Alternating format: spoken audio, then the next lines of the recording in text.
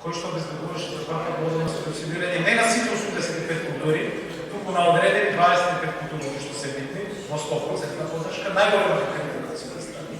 Авансна да изгледа тоа што за прв пат до крај на годината земјоделството добива субвенции. Овој модел представуваше елиминирање на сивата економија, а сега со враќањето на стариот модел немате рок, ако враќате стариот повторно се зголемува просторот за сива економија и добивате моделот каде што сите 30 години, а најмногу новинарите и стручните фели бара дајте да знаеме зашто плаќаме, дајте први да се идентифирате со производството, да се знае за кој производство се плаќаат субвенциите. Не чекаме еден реформски закон да стигне од секој закон кој што се во процедура. Затоа прашањето ми е до министерот ги знаеме многуте индикатори, резултати, падот на откупот кој што се случи, падот на извозот на вино и така натаму, меѓутоа да не калкулираме со бројки. Клучното прашање кога ќе почнете да ги прифатите барањата на земјоделците и кога се тренировките за ќе очекуваме нови мерки и политики. Значи да.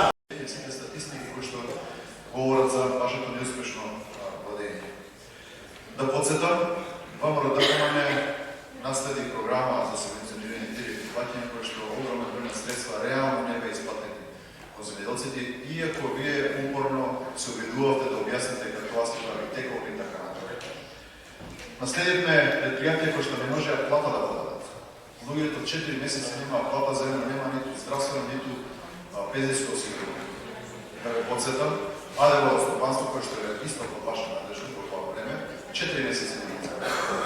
Системите за наводнување ги наследуваме на таква катастрофална состојба што не можеме да нити 3 години да ги пратиме.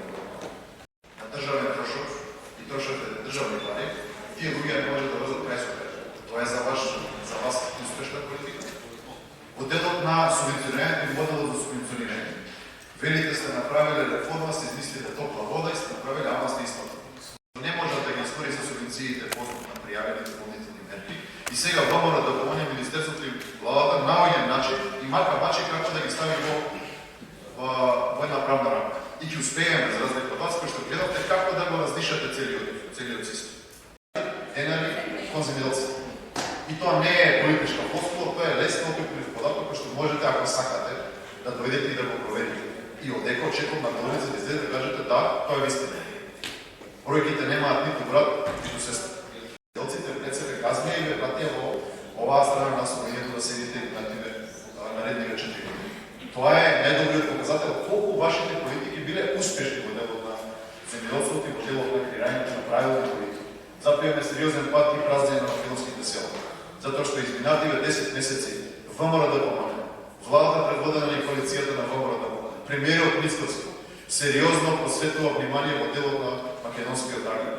Го враќа на пиедесталот во топ 3 гранки кои што треба и заслужуваат внимание. Лесно е да се излезе од опозиција и да се критикува. Треба да погледнете изминативе 7 години на што ги потрошите. Така да, во делот на тоа што наследивме една катастрофа, во делот на тоа што направивме досега. А тоа ќе се покаже и се покажува кон сите статистички бројки кои што ги кажува Државниот завод за